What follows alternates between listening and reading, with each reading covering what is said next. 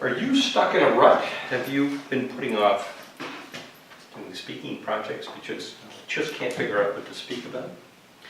Well, today I'm going to work through a first-time workshop for myself and for you as we try to bridge the gap between wishing and doing as it comes to figuring out what to speak about at your next speech project.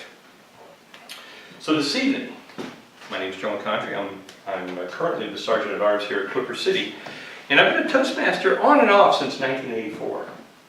I've done a lot of speech projects, not nearly as many as our colleagues here, Bob and Jay, in their time as Toastmasters.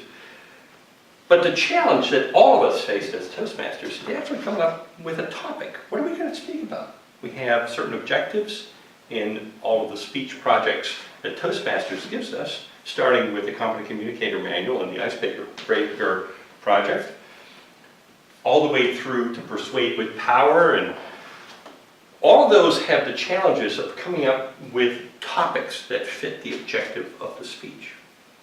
I thought that all of us would benefit from having a refresher on perhaps how to explore some topics. So let's go through this. It'll be a very interactive session. I'm looking for all of you to participate actively in this thing. And I just want to remind you that first and foremost, the biggest thing that you can do when you're considering a topic is to just start considering a topic. Really, that's where the magic happens. It's just willing yourself to actually explore it. Most people who join Toastmasters, and this is a sad statistics, but if you look at what Toastmasters actually publishes as a record of activity for most Toastmaster members, people who join Toastmasters only make it through 2.15 speeches on average. 2.15 speeches. Kate, you've already surpassed all expectations compared to, you're way above average. Paulina, Bob, Jay, obviously, you're also way above average as well. But it is a sad fact that a lot of times people get stuck after the first couple of speeches. The first speech is quite natural. You're talking about yourself.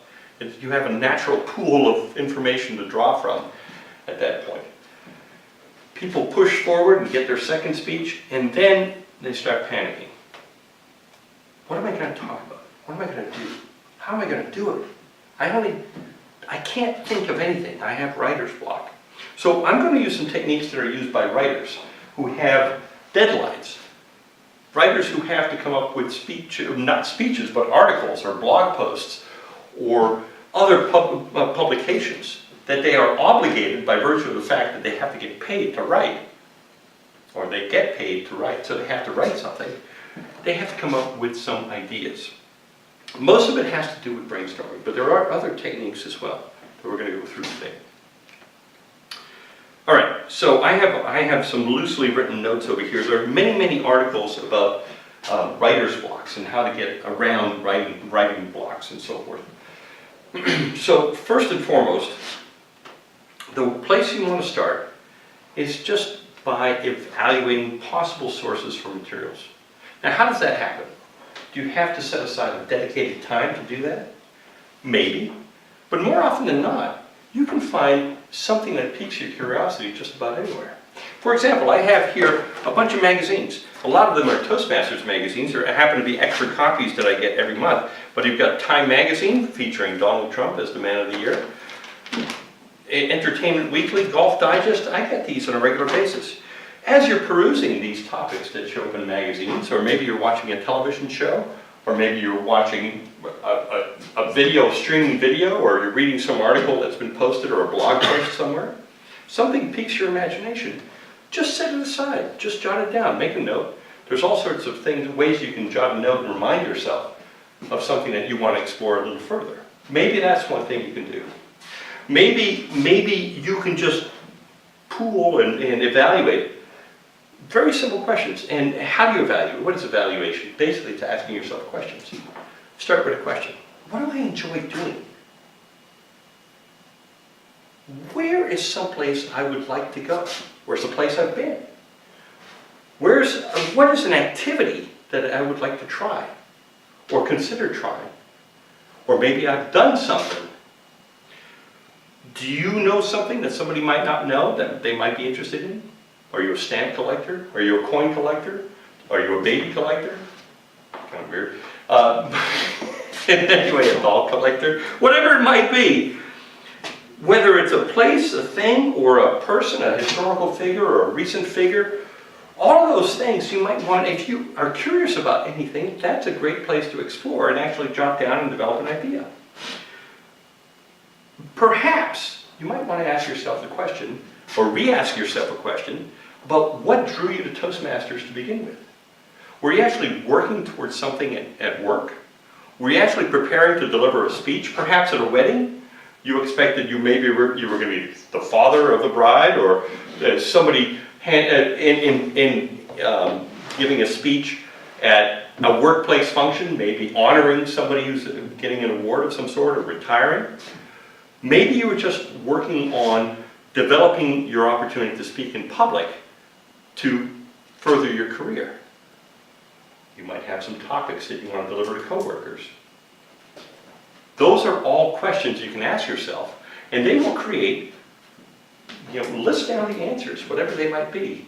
And you automatically have possibilities for a speech topic.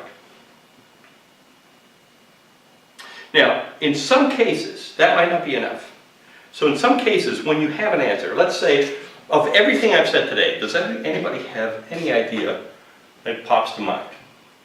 Of any question I've asked so far, does anybody have anything that comes to mind as a possibility for a topic? Something that you're interested in finding more out about. Okay, such as? Say you're curious about a particular sport, or a particular automobile, or a new appliance, something that you need to do some homework on, you don't know enough about. Okay, so let's say an interesting topic, I think, might be appliance. So, now we have the core of the topic, right? We say we want to learn more about an appliance. So now we can begin a very brief, in a few moments, actually come through with a couple of mind maps or brainstorm ideas. What is it about this appliance that is curious to you? Features? Features, okay.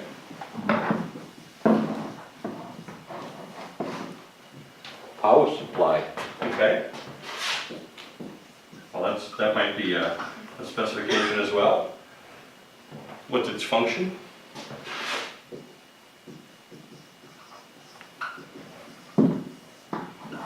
Price. Well, what makes it price? What makes it different?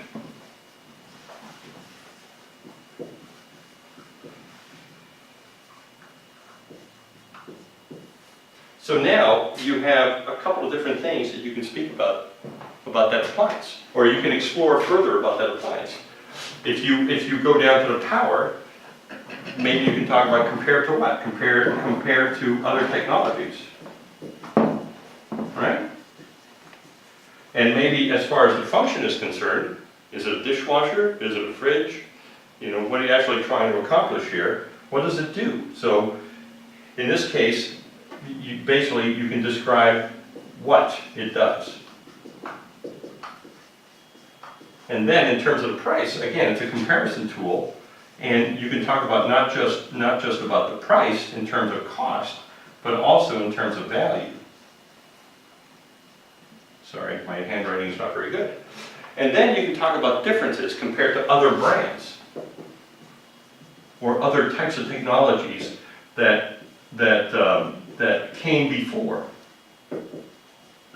this particular version. It might be a telephone, it might be a washing machine. Now you're talking about a high efficiency washer that's come out now compared to previous generations of washing machines.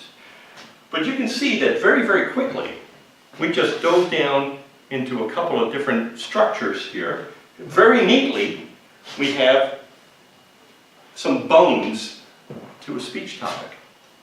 Now, once you've accomplished this, you might be able to say, you know what? I think I'm going to talk about what this thing does first. You put it in a sequence. Then I might talk about the differences between this type of technology and what came before. Then I might compare and say, both in terms of power and in price, I'll do a comparison to the other devices that do the same thing, maybe by other manufacturers. And finally, I can dive into some of the details of the features and then come back to why my choice is the best one. And at that point, guess what? You've accomplished a function. You might be able to use this particular presentation for one of the speech projects that you're working on. Which brings me to this point. When you are considering this, coming up with a topic is of foremost importance. But then you have to put a constraint around it. You have to put a constraint in, for Toastmasters purposes, if this is a work project, then the constraints might be different. So you have to evaluate what your audience can absorb. If you are dealing with a number of appliance vendors who fully understand the jargon, then you can go deeper into any of these topics and be comfortable in presenting the material. But if you're dealing with a number of people who have no idea what you're talking about because they have no experience, then you might have to constrain the topic, or you might have a time limit that will force you to focus your message more tightly to fit within the time constraints that fit within a Toastmasters project. Right? Does that make sense? There are many other ways that you can actually develop speech topics. Brainstorming or mind mapping is one way. Brainstorming is another. What is brainstorming? You ask yourself a question. Where are places that I've been to? And you just make a list of all the places you've been to. Then you might ask yourself, what did I enjoy about that place? And you list the things. And then maybe you ask yourself, what could I have done that I forgot to do while I was over there? Or that I'd heard after I came back about that place? Maybe that you make a list of those things. And now you have a rich pool of ideas that you can organize into a structure. So in closing, coming up with a speech topic shouldn't be difficult. Don't overthink it. Figure out what the objective for the next speech project is. Have a pool of topics that you can work from. Pick a relevant topic that you can adapt to the needs of the speech project. And just get to work. Just organize your thoughts. Just begin by putting down as many random ideas as possible. You don't have to worry about organizing them just yet. Just put them down, take a step back, look at them in the aggregate, and start organizing them in a sequence. And finally, my recommendation and my suggestion, and it's a suggestion that's given by a lot of speech professionals, is consider what the main takeaways should be. What's the takeaway? What do you want your audience to remember? In other words, perhaps start at the end.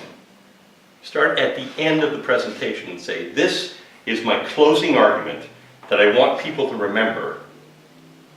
And then use that as the basis for your starting point. And then fill the rest of the body of the presentation to actually get to what you know is already the conclusion. And it ties neatly to the beginning. In the end, it's not really that complicated. And as I said at the very outset, the number one part about coming up with a topic is to actually get started. And just like in the articles I've written, from people who are in the business of writing for a living, fundamentally that's also what they have to deal with. That there are so many things they can get right about, but they sometimes get stuck because they actually don't begin to write. Madam Toastmaster.